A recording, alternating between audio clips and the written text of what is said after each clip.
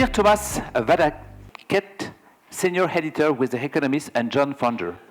Sudhir Thomas Vadaketh is the founder, co-founder, and editor-in-chief of JOM, a digital weekly magazine about Singapore.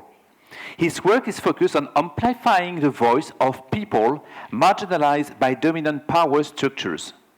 His areas of concern are inequality, corporate and political hegemonies, and social hierarchies. He is the author of Floating a Malayan Breeze, traveled in Malaysia and Singapore, and co-authors of Hard Choices, Challenging the Singapore Consensus. Sudhir Thomas Vadaketh has spoken at numerous institutions and events around the world, including Columbia University, Harvard University, the World Bank, and Sudhir's journalism has appeared in various publications, including The Economist, MIT Technology, The Straits Times, and he has appeared on numerous video shows, including on CNN. His GE 2020 pre-election video series on Singapore politics gathers over 500,000 views, equivalent of a fifth of the electorate across Singapore, with Facebook, Instagram, or YouTube. Sudhir has 3 bachelor degrees from the University of California, Berkeley, and masters from the Harvard Kennedy School. Please welcome Sudhir Thomas Vadaketh.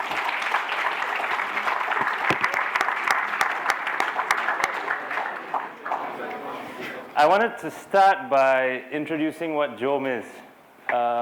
JOM is a weekly digital magazine that covers, we call ourselves a general interest magazine, so we cover politics, business, technology, arts and culture, basically any topic across the spectrum in Singapore. We have regional plans to eventually expand across Southeast Asia, but for the moment we're just focused on Singapore. And I'd like to draw your attention to our mission statement, founded to inform and delight with slow journalism, grounded in humility and sensitivity, and guided by the never-ending quest for truth. Some of you might be wondering what slow journalism is. Well, it's a concept that's developed in the past decade or so as a sort of rebuke to the very fast-paced media environment that the internet has created over the past 15 years. So it's a push for a more slow, deliberate, contemplative form of journalism, away from the noise that we often find on social media. So prioritizing analysis over fast reportage, prioritizing the entire editorial process, a lot of investment in the entire editorial process, things like that.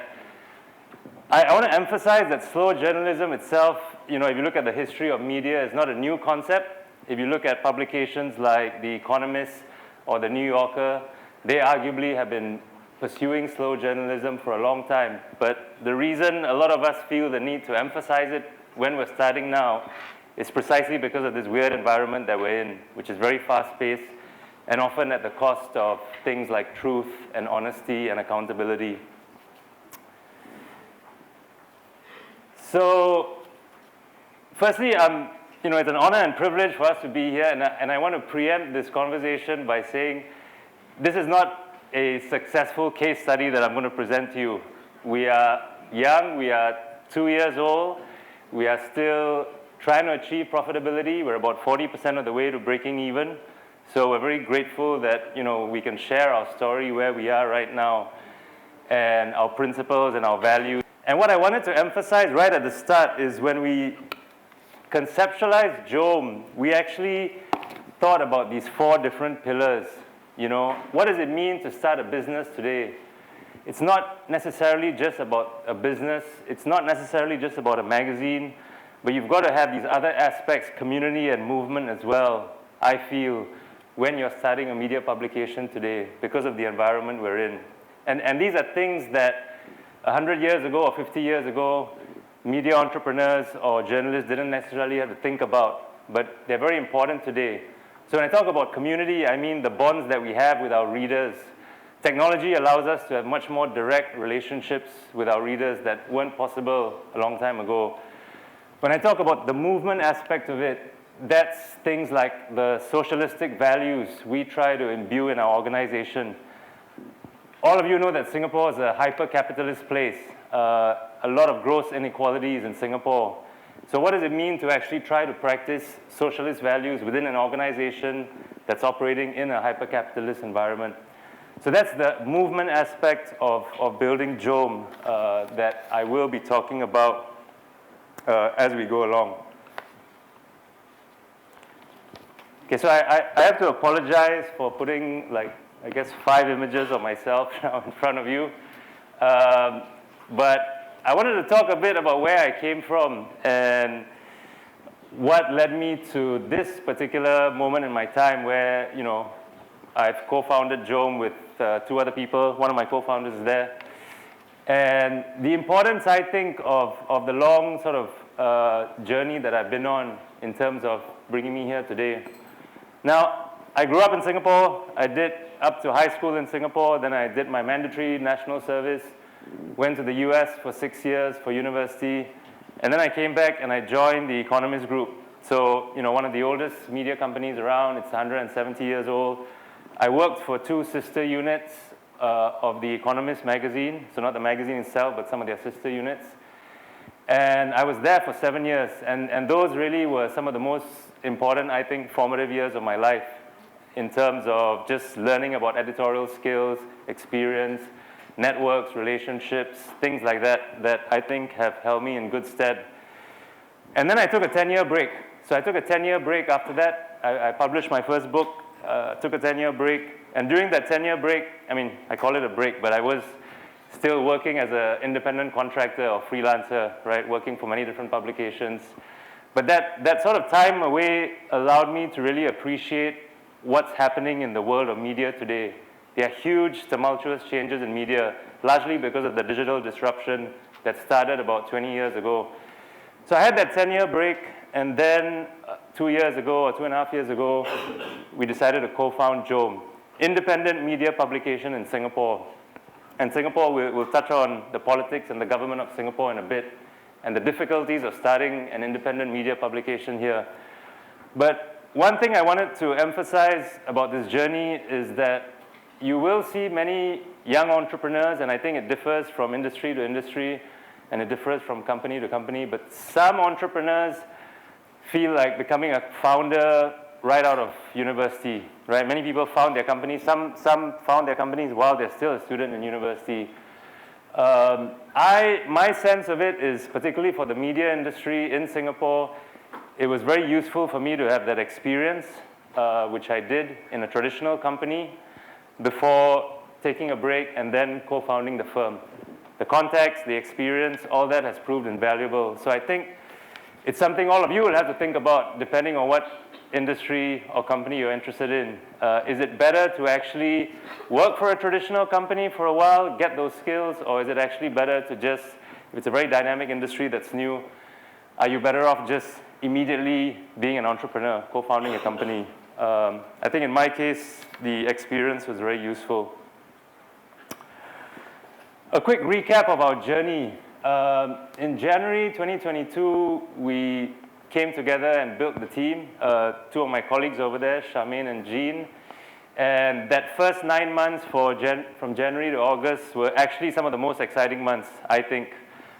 We had what we call a media boot camp. We studied a lot. It was a bit like going back to school. I'm very grateful that the investors who invested in us gave us that time and freedom to actually study the media. We all became mini students of the media. And, you know, we did branding exercises to think about the name, which I'll talk about a bit more. What does JOM mean and why we came up with that name. Before we finally launched in August 2022. And by May, we had 1,000 paying subscribers. Now, that may not seem like a lot if you look at the global economy, but for Singapore, for independent media publication, it's actually pretty decent. So we're quite happy with our growth so far. In July 2023, we had our first real run-in with the government. So I put the word POFMA there. POFMA is an abbreviation that references our fake news law in Singapore. So Singapore has a fake news law that was passed in 2019. The government has used it against opposition politicians. It's used it against media publications. In my view, it's become a bit of a farcical joke type thing. You know, people don't take POFMA that seriously anymore. So even though it was designed for legitimate purpose to tackle fake news, which is a scourge of the online world, I think because it's been overused and abused, people don't really trust it anymore.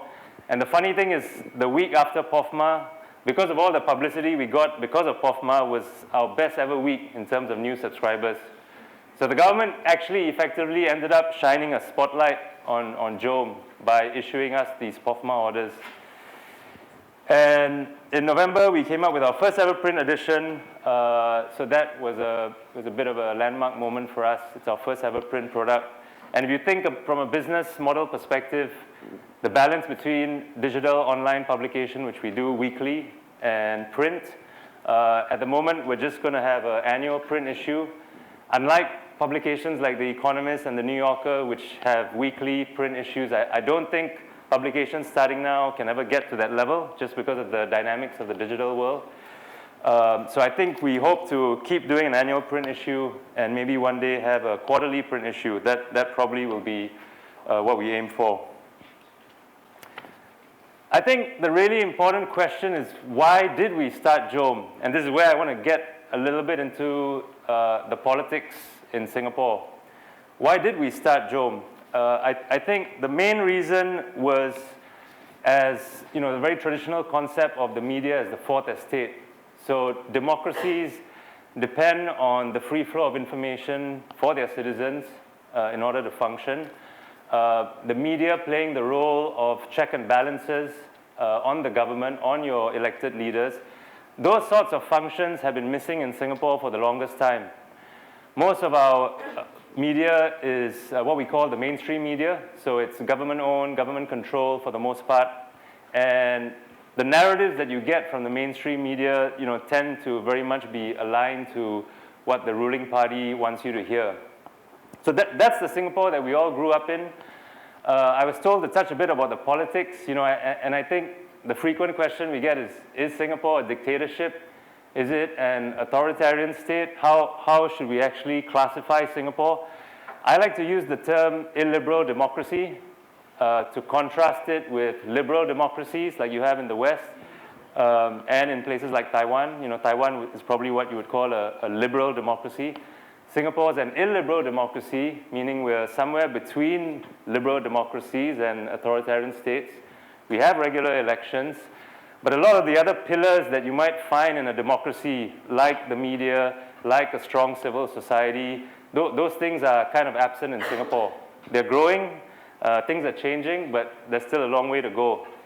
So I think we all have a lot of enthusiasm for where Singapore now is on this journey. I started work here in 2006, and even from then till today, there's been a huge change in terms of what you can say, what you can do, what forms of expression are allowed in Singapore. There's been a huge change over the last 17 years. And I think part of the reason we co-founded JOM is because we're very excited about this change. We want to be part of this change and to keep pushing Singapore down this road of liberalization. I do want to exercise some caution in terms of media freedom, right? I think there's no perfect media model in the world, right? More freedom in your media doesn't necessarily mean a better media model. So, a very good example is the US's media system, which is extremely polarized. A recent statistic that came up, if you guys remember January 2021, there was a huge insurrection on the Capitol in America after Trump lost the last election. And today, more than half of Republicans actually think that insurrection was led by the left wing to sort of sabotage Trump. So that's just one example of how a freer media system doesn't necessarily lead to better informational outcomes. So I'm not here to defend Singapore's media model. I think we've got a long way to go. I simply want to say that there's no perfect answer. If I look across the world from the US to Western Europe to India, there's actually no perfect media model. Media models everywhere are under attack by a whole range of forces, including algorithms that feed you different kinds of content, including the proliferation of fake news and recently deep fakes as well. There are numerous challenges that media models everywhere have to face. So we as JOM, all we can do is try to improve the media system here as best as we can. And that's why we've chosen, for example, no advertisers, right? We don't, for the moment, have any advertising in our publication. It's completely reader-funded. And what that does in Singapore and in other countries, the funding model actually affects your editorial quite a lot, right? So if you have an advertising model where there's lots of corporations funding it, then this happens in Singapore a lot. There's not very good business investigative journalism in Singapore. Everybody's afraid to take on the companies because the companies are the big advertisers. Likewise, with being dependent on the government, which is also the case in Singapore, journalists, editors become afraid to take on the government. So our belief is that a reader-funded model is the only sustainable way to go. I think in the future, once we reach a particular size, we may actually consider having other forms of revenue. But at the moment, subscriptions and reader funding is our main one. So I just want to emphasize this point that as we grow and build JOM, we're not actually trying to mimic any media model out there, simply because I don't think there's a perfect media model out there. Now, what does that mean in terms of the actual stories that you guys might see and read on JOM? So we just highlighted 3 stories here. The first one is on the presidential elections, which we had in September last year, I think. And the level of detail and depth and analysis that we got into is not something that our mainstream media journalists would be able to get into. And in fact, it's a funny sort of system. This, again, the weirdness of being in an illiberal democracy.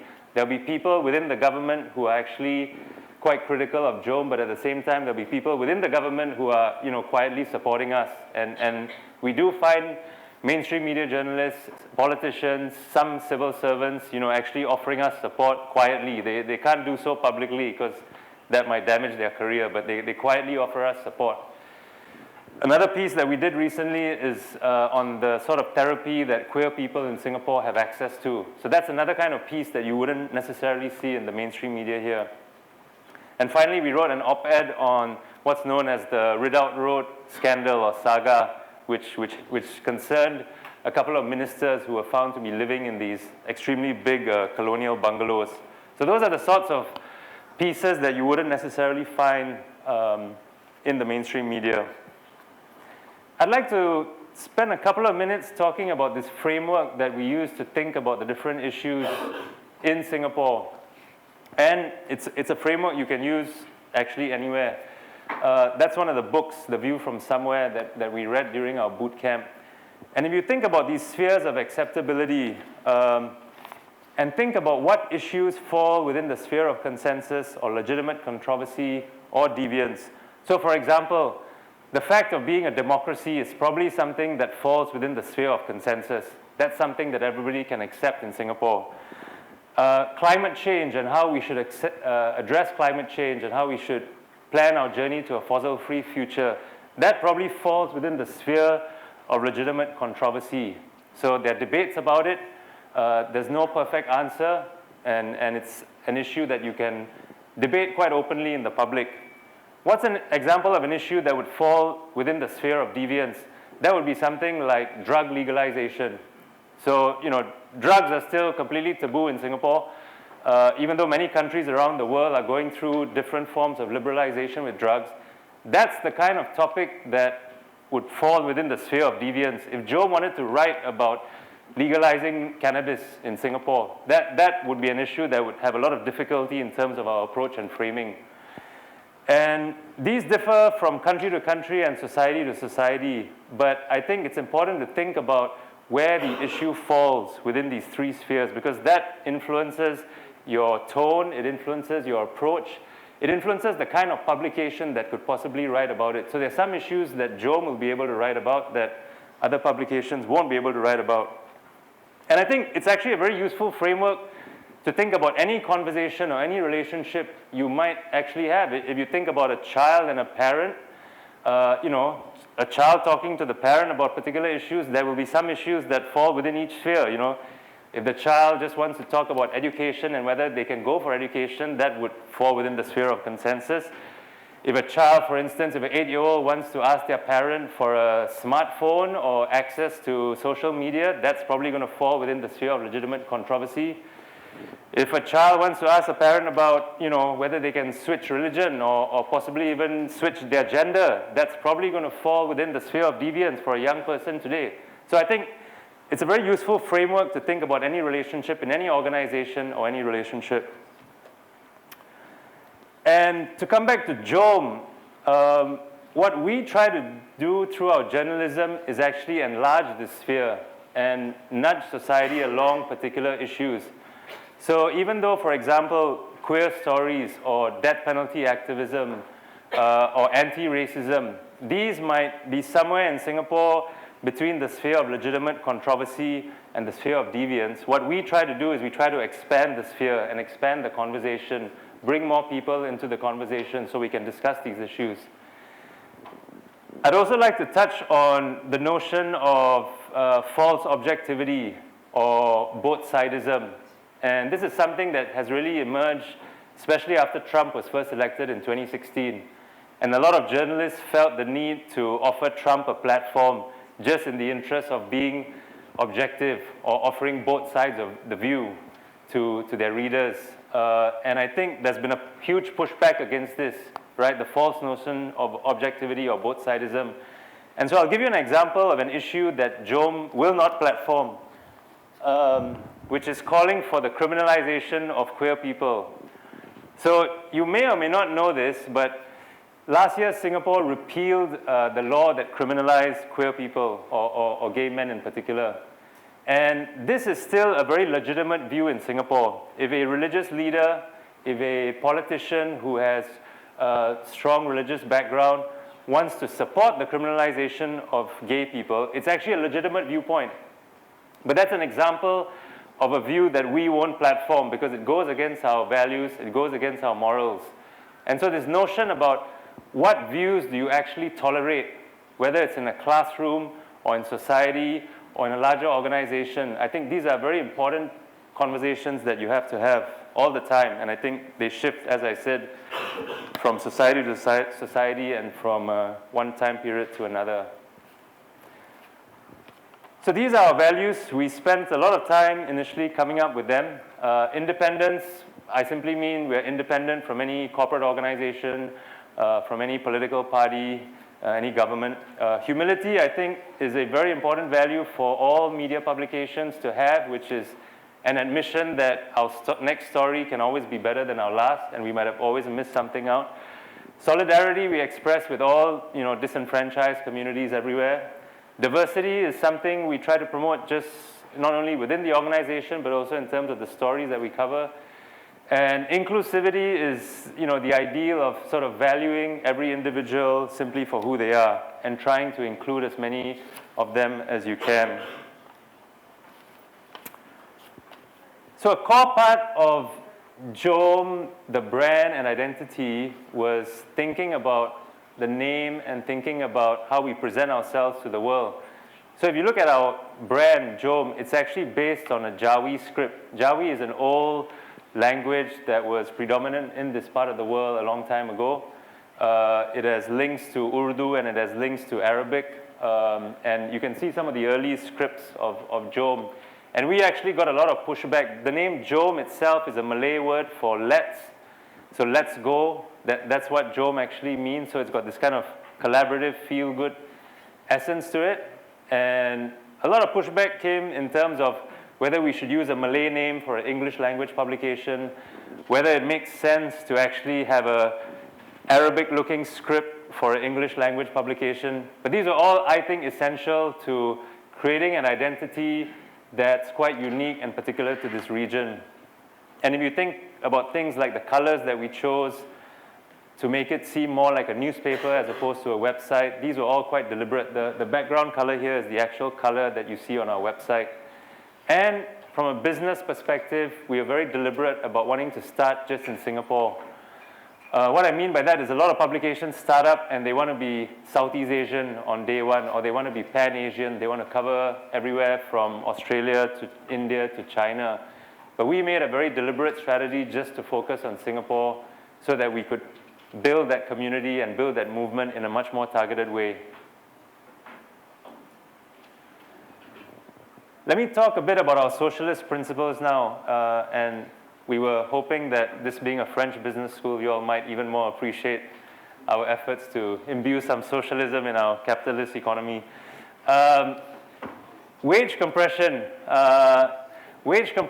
Singapore has gross inequality, right? If you think about, there was a famous study done in the 90s that compared the pay, if you look at the pay from the CEO to your lowest paid worker, it compared Ford and General Motors in America to Japanese companies, and the American companies had 100 times multiple.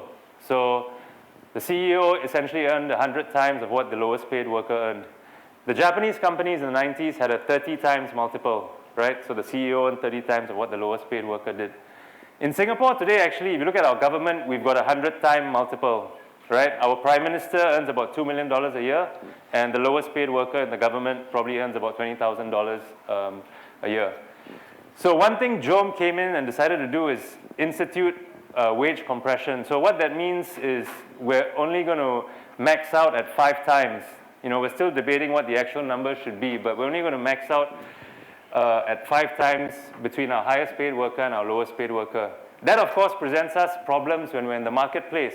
What happens when we want to hire somebody who's very expensive or who's being paid a much higher salary outside in the traditional media world? How do we hire that person, right? So trying to implement policies like this have problems in terms of our competitiveness in the market, but they are things that we started to do right from day one.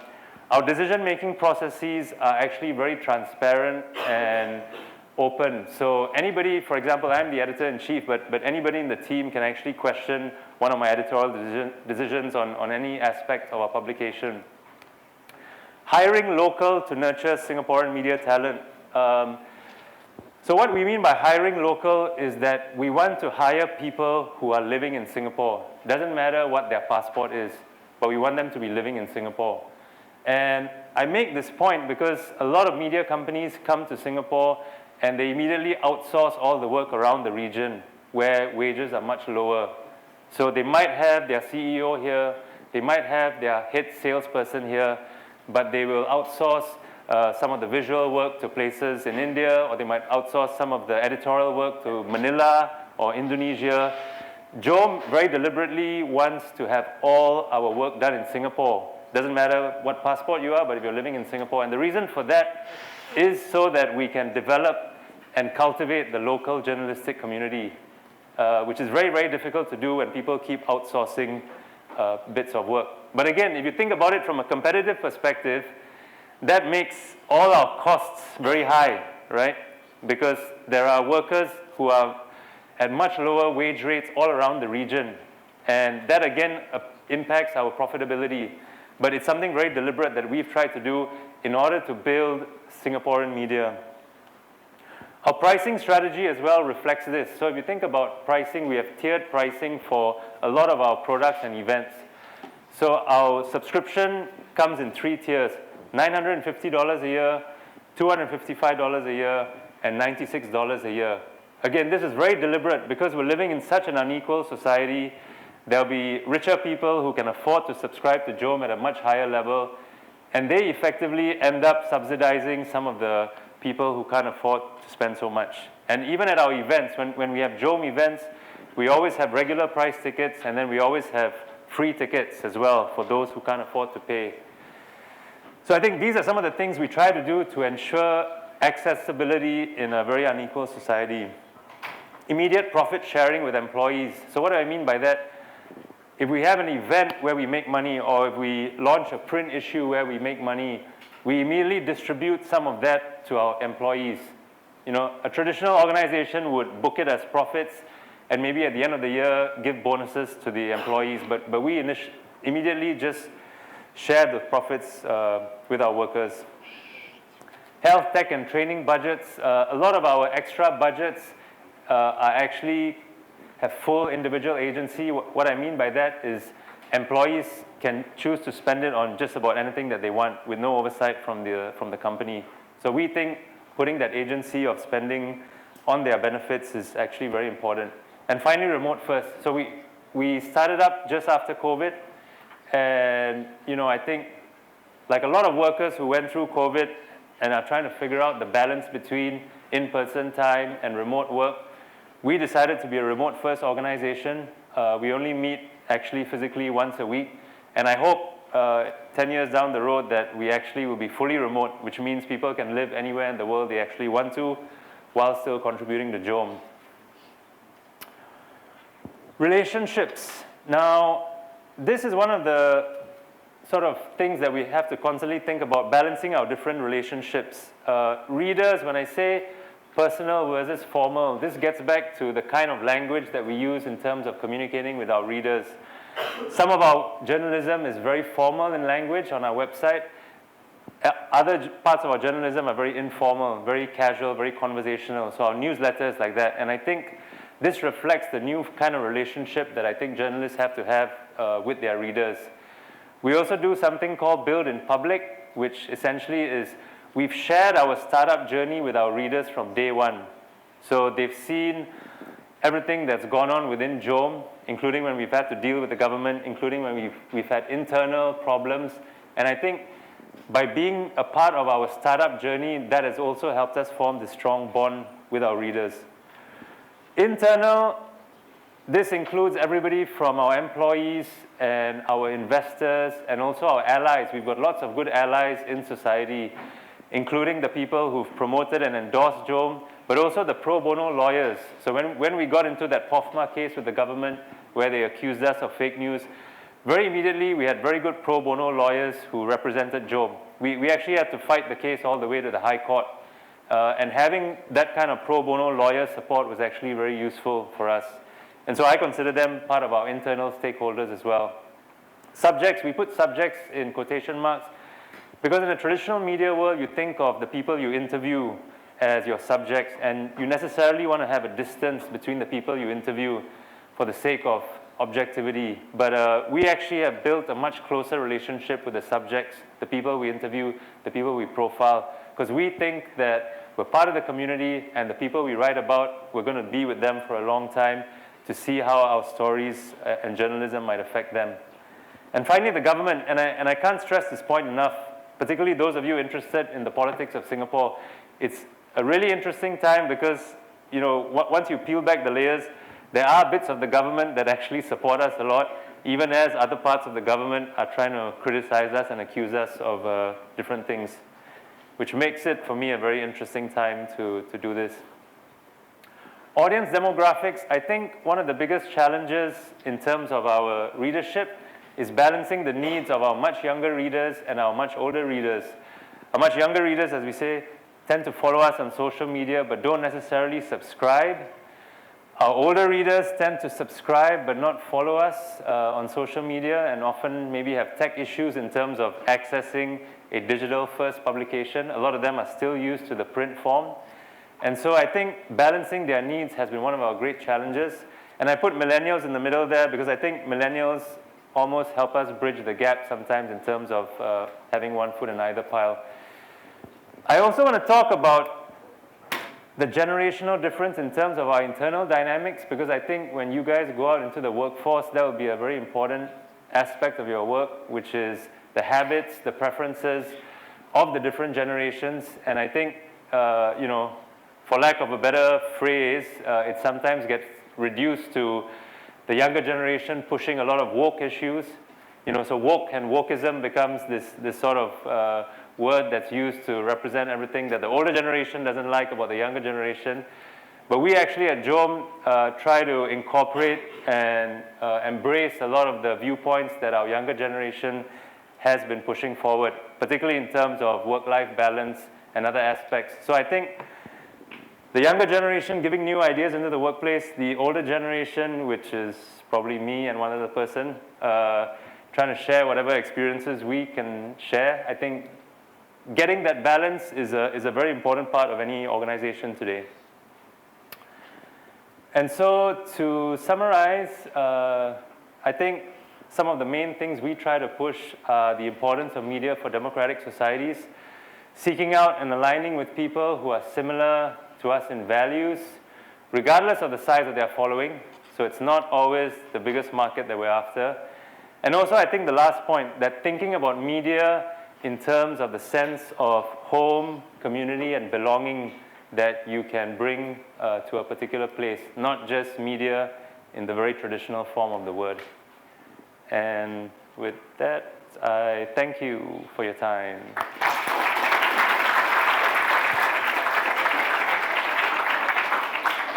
Amazing conference tour with a lot of inspiration. Thank you very much. We can open the floor to the audience. Who wants to interact or to start with a question? Yes, we have a couple of questions just right here. Two guys there. I just have two small questions for you. You talked about briefly about both-sidism, but you also said that there are some values that you respect and that you're not going to tolerate both-sidism on certain issues. How do you make sure that the values that you choose to accept for yourself and the values that you choose to ignore are not in one way or another a bias as a journalist? So what I'm essentially asking is, do you have any checks that you put upon yourself to make sure that while accepting these values, you're not actually becoming biased as a publication? Yeah, no, it's a great question because I think we all have to be very conscious of our implicit biases all the time, which I think people are at an individual level becoming more and more aware of, but at an organizational level, as you mentioned, it's sometimes a bit trickier. And I think how we think about it is that firstly, you have to be extremely transparent about what your values are. So as an example, and be very clear, both internally but also to your readership and other stakeholders about what those values are. So just as an example, we're very open about, trying to profess socialistic values and the importance of things like less wage inequality in society. By being transparent about that, when it comes to a question about, for example, Singapore's role in the global trading system or Singapore's role in the global capitalist enterprise, right? If you want to call it a US-led capitalist, multinational-led order that Singapore has been a part of for the last 50 years. I think people, when they read Jom, because they know about kind of socialist leanings, will also appreciate the any bias that we have. So I think being transparent about your values allows yourself and your readers to just be totally open about the biases you might have. Because ultimately, it's not about not having biases. We all have biases, both individually but also at an organizational level. And I think it's just being transparent about that. So when it comes to an issue like the issue I talked about was we won't platform views that call for the criminalization of gay people, right? Those won't have a platform. I think people will see that and will understand that that's our bias against that particular thing because we think it's wrong. We think it's wrong that Singapore has criminalized gay people for so long. And so, yeah, that's a bias of ours and we don't hide away from it. I think the problem becomes when you have a lack of self-awareness about your own biases, either individually or at an organization, then that becomes the problem. Okay, thank you. Thank you very much. Just one last question. Building on your socialistic model, you said that you try to give away as much as possible and that you're an independent publication. But I also gather from your talk that you have investors that have invested in a company before. In case of say, an issue that arises with one of your investors, what would be your approach in investigating that issue? Or if you had to cover them in your publication, what would be your approach? Okay, yeah, that's also a very important question. So what happens if, essentially, for example, just to give a concrete example, so what happens if one of our investors is one of those religious people calling for the criminalization of gay people, right? I give a very direct response to that. I think that would put us in a very problematic situation, actually, as an organization, and we would try to distance ourselves probably as much as we could, both from a financial and legal perspective, because I don't think we can afford to have investors who have values that differ from ours, and we went through a long, rigorous process of choosing our investors. And we also can't afford to have our reputation tarnished by being funded by somebody whose values differ significantly from ours.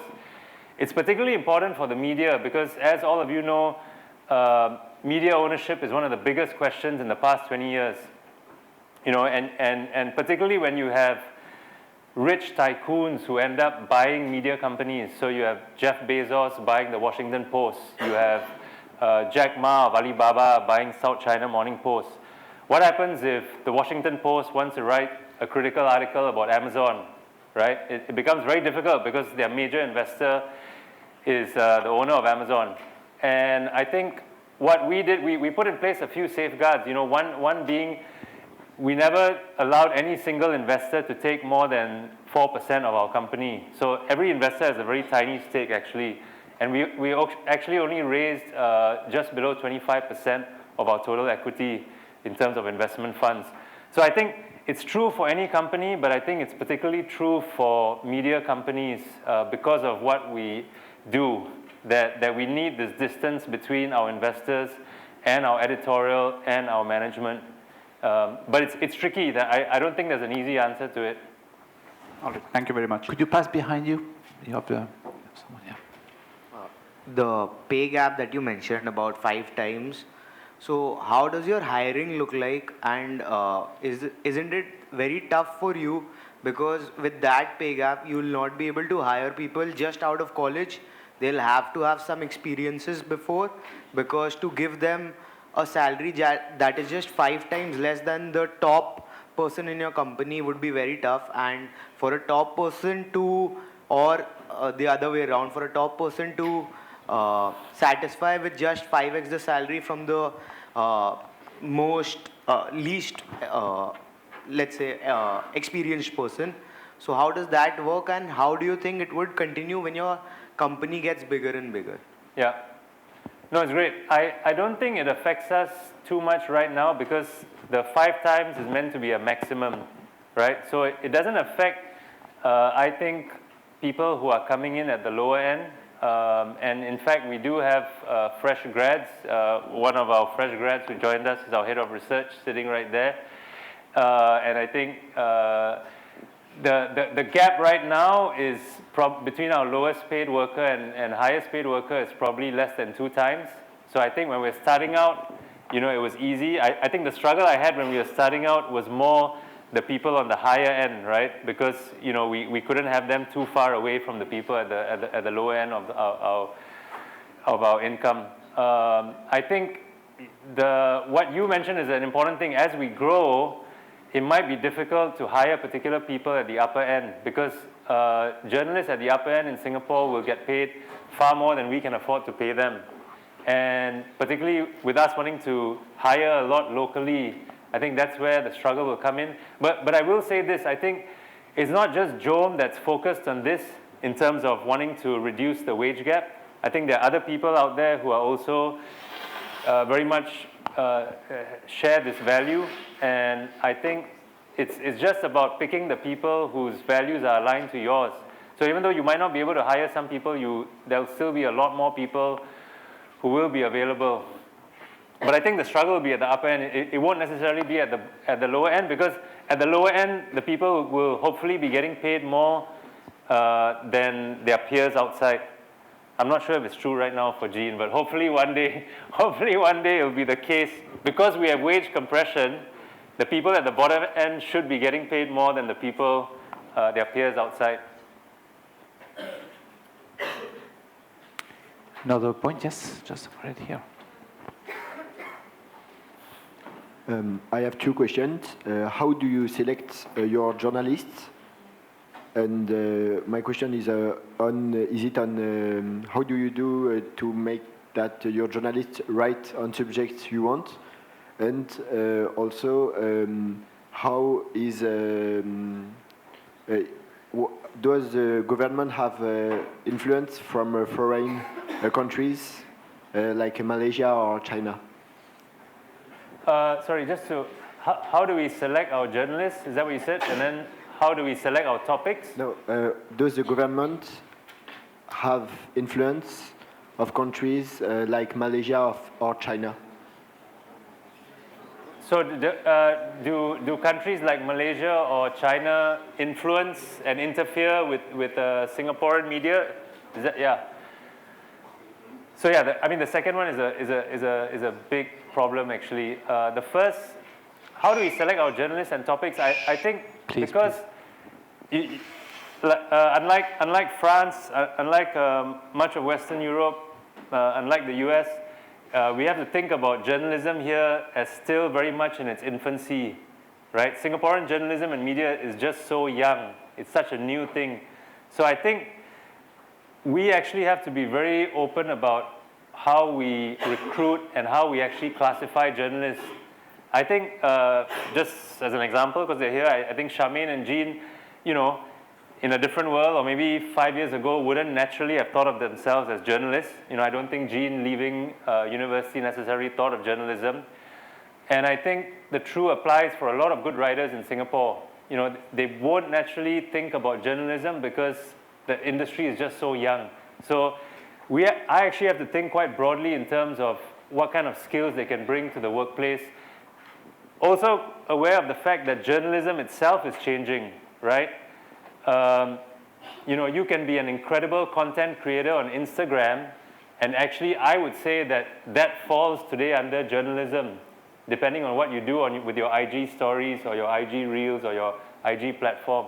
So I think the very concept of journalism has changed a lot as well because of new different platforms out there. So I think having that broad view about what a journalist is actually very useful. Or somebody could be solely a podcaster, right? And that would be a journalist in a way that wasn't possible 20 years ago. So I think that's important.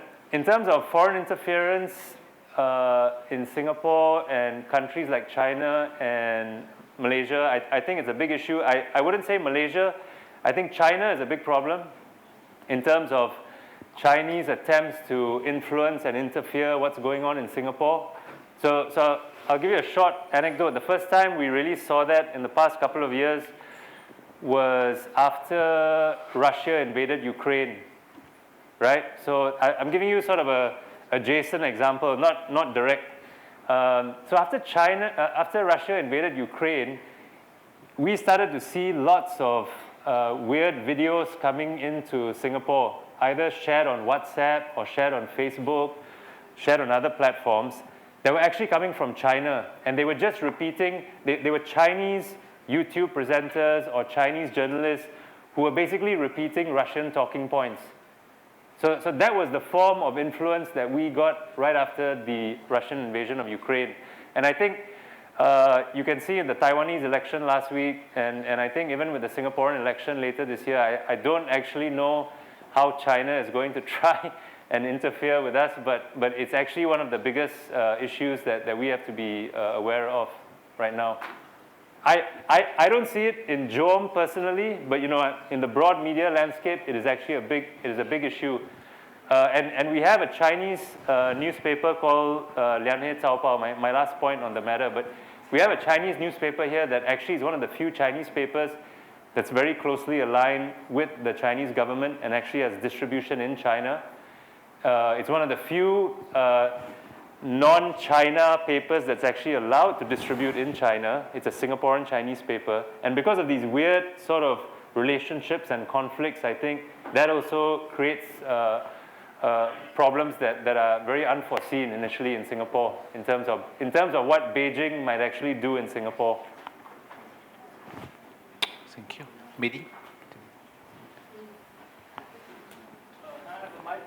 I wanted to ask, recently with the whole Israel-Palestinian conflict and the way it has been broadcasted on X and how Elon Musk has kind of changed the social media, it was said that the future of journalism was going more towards self-journalism, people on the field directly taking videos and providing commentary, and that the field of journalism and even just being a journalist is changing and maybe has no future, especially for the writing press, since everything is on videos or images, and words have less and less relevance in a world where everybody has no attention span.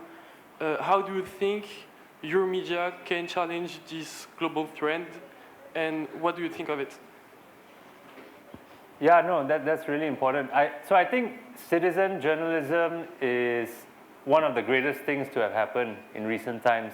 And I think not just in terms of the content that is available now, whether it's a Palestinian person in Gaza offering us, immediate insights into what is happening, but also if you think about it in terms of individuality and libertarian values, right? The fact that people just can communicate with each other without these intermediaries, whether they be governments or corporations or other big organizations, right? I think that's one of the most incredible things of actually just being alive today, that two humans, opposite sides of the planet, can communicate with each other. And I think citizen journalism is a big part of that. I think to your question about how that affects traditional journalists or the journalism industry, I actually think it can be a very symbiotic relationship that I don't think it's necessarily a threat to traditional journalists. I think actually it's important to just find ways to incorporate citizen journalism into your work and to be able to offer that counterpoint. Because I think being in a newsroom or being in a magazine far away from the citizen journalist also allows you a form of perspective that the person on the ground doesn't necessarily have. So I think it's about just finding a way to make it work together, as opposed to necessarily the citizen journalist being a threat to the traditional media organization. Yeah, I understand that you need also to have reflective pieces of information and take time to produce information and news. The only thing being that the way people are consuming news today is more about being very quick, very close to what happened, and that the writing press is gaining less and less momentum during this time. So I'm choosing to do an independent media that focuses on long-term journalism and slow journalism, sorry, that's what you said, is very challenging. And do you think it has a future given that the new generation have less and less attention span? So I think the shortening of attention spans is an issue for sure. The question for me is whether it's related to age and demographics and generations, and whether actually it will actually just change over time, right? And I don't think we know the answer to that yet. And I'll give you a couple of examples.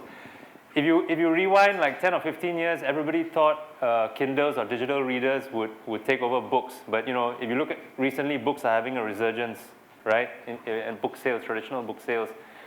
So I think one could make the similar argument for longer form journalism. If I wanted to be optimistic about it, if I wanted to be pessimistic about it, I would say that today actually we as journalists, we have to compete with so many more kinds of creative outputs, right? I'm no longer just competing with another publication. I'm competing with Netflix. I'm competing with whatever else is on your smartphone for your time. And if you can absorb a citizen journalism piece that is like 30 seconds on a TikTok video, you might prefer to do that. But I think over time, hopefully, there's enough of a mix of people that value the written word to sustain publications like ours. We're never going to go back to the 1990s and 1980s where most people were just reading, right? Even myself, I consume a lot of information from YouTube and Netflix and other forms of social media. So, I think that's just where the world is right now. We just have to hope that there's enough of a critical mass that reads the longer form pieces and then can actually support us. Thank you. Thank you. We have a question here. Hello. I think I'm as only one Chinese guy here. I have a question that with regard to what you just said about some things that China's mainstream media may have been saying about infiltrating Singapore and trying to influence Singapore local, the news, etc. Yeah. But as for me or for my generation, the young generation in China, why us never saw that before?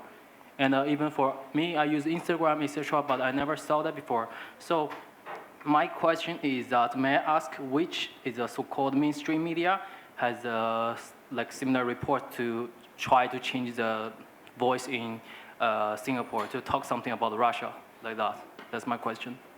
No, it wasn't big Chinese newspapers or media companies. It was clips of videos created by personalities that were actually entering Singapore, right?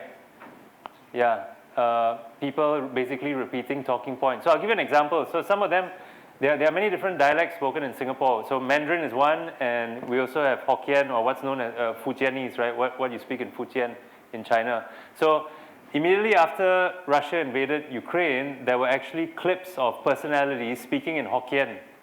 Hokkien is one of the Chinese dialects, which is from a southern province in China, that were actually just repeating Putin talking points, right? And these were very popular. I saw them being shared in a lot of WhatsApp groups.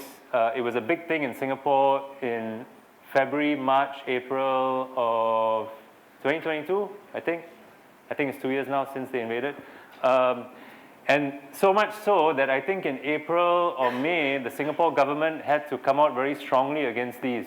So it's not necessarily the state-owned media that is doing it, right? Nobody quite knows where it's coming from, but we all assume they are rogue actors in China who are actually doing it. Now, whether or not they have the support of your central government, a lot of us assume that they do have the implicit support of the central government, these sorts of overseas influence operations. Just like what's happening in Taiwan over the past couple of weeks. Taiwan has complained about election interference from China. Now, does it have the support of the central government? Most of us assume it has the implicit support of the central government. So it's based on assumption, right? It's like you assume it, so it's still like, for me, I think it's based I mean, did Xi Jinping sign off on it? No, he didn't. So yeah, there's no hard proof that it came from Beijing. I agree with that. It is an assumption, but you know, I mean, that is the whole nature of clandestine foreign interference today. You're never going to get Moscow signing off on the thing. You're never going to get Beijing signing off on the thing. By its very nature, it's meant to hide the actual source of the operation. That's by definition. So yes, I agree with you. I agree with you. There are a lot of assumptions baked into it, 100%. Okay, thank you. Yes, we have a question here. We have one and here. Two last, shh, please. Two last questions. One here and one here. Just on the right. Sudhir, we have here one question here. It's a short question. Have you ever experienced censorship? Like, did you had to delete some papers? And what is the situation of freedom of speech in Singapore? Yeah, so I think censorship, you know, one could argue that the POFMA orders we were given, which basically forced us to put some notices on our site. So the government accused us of publishing falsehoods, and then we had to put these government notices on our site saying that we had published falsehoods. You know, that's a form of censorship. I think if you think about like overt explicit censorship, right? Like somebody from the government calling us and saying, don't publish this, you know. That kind of thing is actually very rare in Singapore. It doesn't happen much. So there's a lot of self-censorship because people over time have gotten used to what you can and cannot say based on who gets an order from the government, who might get a lawsuit from the government. So I think over time you get indoctrinated, and this certainly is the case with a lot of the mainstream media about what you can and cannot say. So as an example, when there was a big scandal within the Lee family, you know, Lee Kuan Yew was our first prime minister, Lee Kuan Yew's son is our current prime minister, Lee Hsien Loong. When there was a big scandal a few years ago in the Lee family around what to do with the house, Lee Kuan Yew's old house, very few journalists wanted to talk about it or cover it. Nobody got a direct call from any government official, but you know, there's a lot of self-censorship going on. Yeah. Oh, sorry, what was your second question? I forget. Yes, but it was quite the same, like the situation of freedom of speech in freedom Singapore. of speech in Singapore, Well, you know, it's nowhere near what you might find in liberal democracies, right? So I think people are very guarded in terms of what they can say, what they choose to say. Anything around potential hate speech is guarded much more strongly in Singapore.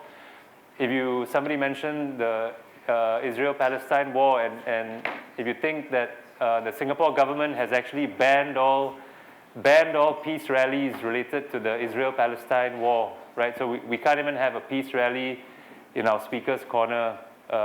If you know, in downtown Singapore, there's a place called Speaker's Corner, which is precisely created for these sorts of things, right? Having peace rallies. But when the war first broke out, they immediately banned any peace rally related to the Israel-Palestine war. So that's a very clear example of what I think is a crimping of freedom of speech. So, but I will say, you know, what I mentioned earlier, that I think space has opened up a lot over the past 20 years.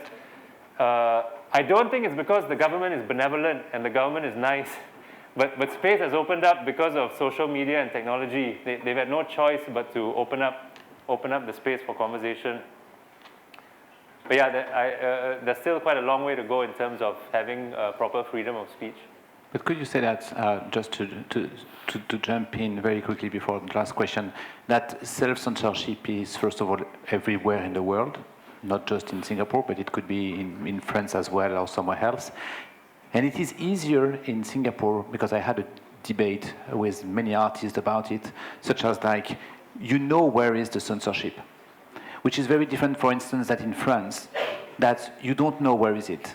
So you have all the time to manage between the government or with the media, for instance, or the population itself, which is very different than in Singapore, because you know where is the censorship, which is actually more difficult in France to have a freedom of speech because you don't know where is it, versus Singapore when you know where is it. I can give you a couple of examples for that if you want. For instance, an artist in France said, I cannot say, there is plenty of artists actually, they moved from France to Singapore and they said that, such as like in France, as an artist, I cannot say I'm on the right party, the right wing actually of the political system. I should be in a socialism system. I should be on the left ring, on the left ways actually of the political content. I cannot say that I'm the right one. So basically, if I want to be on the media, if I want to be accepted by the media's community or the artist community, I have to say that I'm the left part and not the right one. So it's very complex, actually, to manage the censorship when you don't know where is it, which is more, sometimes easier, when you know exactly where is it. For instance, what you said with and I remember very well the situation with the house of Lee Kuan Yew. Everybody knows that, okay, we shouldn't talk about it. Everybody knows that. But it's quite clear to do it, where is the censorship line versus a blurry line like we can have somewhere else. I don't know if you have some... No, I think the fact of blurry lines, especially like what you mentioned in terms of in-groups and out-groups, and perhaps people in particular groups and communities not wanting to reveal their particular affiliation, right? So, you know, perhaps I get tarnished if I reveal that I have right-wing or you know, more rightist views. I think that sort of thing exists in communities everywhere. But I don't think the lines are less blurry here. The lines are actually still quite blurry. So, for example, when we reported on the Ride Out Road saga, which had the two ministers staying in the two big bungalows, I think that was very blurry. You know, journalists here were not sure what they could or couldn't say about that whole saga. How do we report on the saga? You know, I think there are very clear OB markers, what we call OB markers, out-of-bound markers in Singapore, and the Lee family is one of them. But I think there's a lot of other gray zones where people are unsure what they can or cannot say, actually. Thank you. Last question, yes. Just to be speed, you spoke about, to be quick, sorry, you spoke about fake objectivity, and you talked about, for example, Donald Trump during the elections. We have the debate in the United States, in France. How is it when you you did a censorship about Trump. Don't you think it will be the contrary consequence of your objective? I mean, there are 45% of the population in the United States voted for Trump.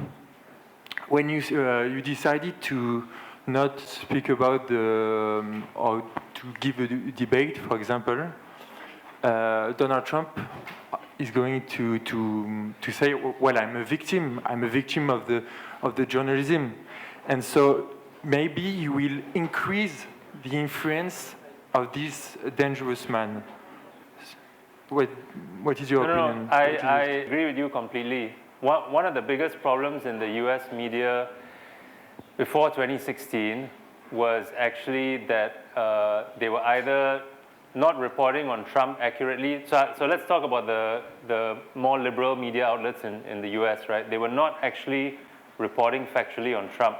So there's a very famous statement that they often repeat, that Trump said that all Mexicans are rapists, right? You can Google this. Trump said that all Mexicans are rapists. If you actually look at the length of what Trump said, it was not actually that, right? It was summarized by left-wing media to Trump has called all Mexicans rapists. And I agree with you that that is very problematic because it leads to a sort of a backlash against the liberal media, and you have this very polarized situation that you have today. Now, I agree with you. Now, let me come to what I said about objectivity. Now, the issue is what happened post-2016 is that just because Trump was president and just because he had a platform, a lot of media outlets felt that they had to give equal hearing to Trumpian views, and they didn't scrutinize the accuracy of these views enough. So what you often ended up seeing was Trump's viewpoints on particular things not being fact-checked, not being exhaustively researched, but just given hearing because he's Trump and we need to have both sides of the view out there. So that's what I'm against, right?